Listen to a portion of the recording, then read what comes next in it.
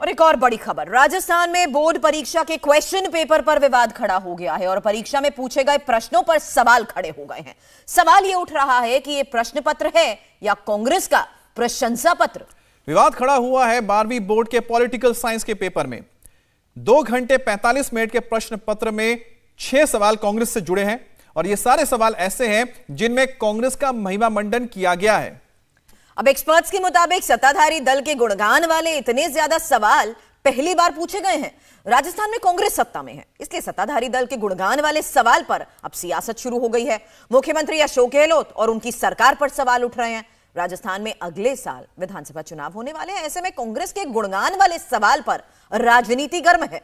और गहलोत सरकार पर आरोप लग रहे हैं कि जानबूझकर ऐसे सवाल पूछे गए हैं जिनके जवाब में कांग्रेस का महिमा मंडन होता है। तो आप देख रहे हैं क्वेश्चन पेपर है जो सवाल पूछे गए हैं। अब हम आपको वो क्वेश्चन पेपर दिखाते हैं जिस पर विवाद शुरू हो गया है। यह राजस्थान बोर्ड के 12वीं का क्वेश्चन पेपर है। इसमें 1, 2 नहीं, पूरे 6 सवाल ऐसे हैं जिनमें कांग्रेस का जिक्र है और ऐसे सवाल पूछे गए हैं जिनका जवाब कांग्रेस का महिमा मंडन वाला हो। सवाल ऑब्जेक्टिव भी है और सब्जेक्टिव भी है। आजादी के बाद कई दशकों तक कांग्रेस का शासन रहा, उसके बाद 1984 के चुनाव में कांग्रेस को ऐतिहासिक कामयाबी मिली। इन सब का जिक्र क्वेश्चन पेपर में है और प्रश्न पत्र में एक सवाल कम्युनिस्ट पार्टी और एक सवाल बीएसपी से भी जुड़ा है, लेकिन कांग्रेस से जुड़े 6 सवाल पूछे गए हैं। अब ये सवाल हम ग्राफिक्स के जरिए भी आपको दिखाना जरूरी समझते हैं क्योंकि ये क्वेश्चन पेपर है और हैरानी इस बात की है कि क्वेश्चन पेपर में ऐसे सवाल हैं जो कांग्रेस का महिमा मंडन करते नजर आ रहे हैं। अब कौन कौन से ऐसे 6 सवाल हैं वो भी आपके सामने। कांग्रेस की सामाजिक एवं विचारात्मक गठबंधन के रूप में संक्षिप्त विवेचना कीजिए, यानी पूरा एनालिसिस करके बताइए, हालांकि ब्रीफ में बताइए, लेकिन इसमें गुणगान कांग्रेस का ही किया जा रहा है। अब 1984 के लोकसभा चुनाव में कांग्रेस ने कुल कितनी सीटें जीती थी, यह भी एक सवाल किया गया है और इस सवाल को देखते हुए यहां नजर आ रहा है कि बकायदा ऑप्शंस भी दी गई हैं कि 1984 के लोकसभा चुनाव में कांग्रेस ने कुल कितनी सीटें जीती थी। यह क्वेश्चन पेपर में किया गया सवाल है। 6 ऐसे सवाल हैं। अब तीसरा सवाल भी आपके सामने होगा क्योंकि यहां तीसरा सवाल हम देख रहे हैं जिसमें कहा गया है कि भारत में प्रथम 3 आम चुनावों में किस दल का प्रभुत्व रहा है। यह तीसरा सवाल हमने आपको बताया जो इस क्वेश्चन पेपर में किया गया है। ऐसे अब चौथे सवाल पर भी नजर डालिए जिसमें यह कहा जा रहा है, यह पूछा जा रहा है कि कांग्रेस ने 1967 का आम चुनाव किन परिस्थितियों में लड़ा और इसका क्या जनादेश मिला। विवेचना कीजिए। अब आपके सामने 5वां सवाल भी हम रखेंगे। अब सवाल इस पूरे क्वेश्चन पेपर को लेकर क्यों उठाए जा रहे हैं, यह जानने से पहले आपके लिए यह देखना जरूरी है कि कौन कौन से सवाल क्वेश्चन पेपर में किए गए हैं। आम चुनाव 1971 कांग्रेस की पुनर्स्थापना का चुनाव साबित हुआ, इस कथन की व्याख्या कीजिए। यह 5वां सवाल हमने देखा कि इस क्वेश्चन पेपर में हमें नजर आया और छठा सवाल भी अब आपके सामने होगा जिसमें गरीबी हटाओ का नारा किसने दिया था। तो यहां छठा सवाल भी हम आपके सामने रखेंगे। ग्राफिक्स के जरिए वो 6 सवाल हम आपको बता रहे हैं जो इस क्वेश्चन पेपर में हमने देखे और बकायदा ऑप्शंस दिए गए हैं। सब्जेक्टिव क्वेश्चंस भी हैं, ऑब्जेक्टिव क्वेश्चंस भी हैं।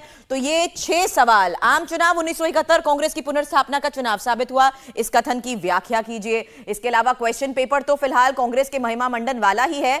सिलेबस में भी कैसे कांग्रेस को शामिल किया गया, अमित ये डिटेल भी बताएं।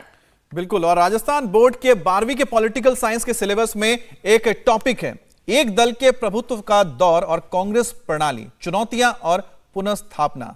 अब देखिए, ये सिलेबस का हिस्सा हम आपको बता रहे हैं। अभी तक मैं आपको क्वेश्चन पेपर के वो सवाल बता रही थी, अब सिलेबस में क्या क्या शामिल किया गया है।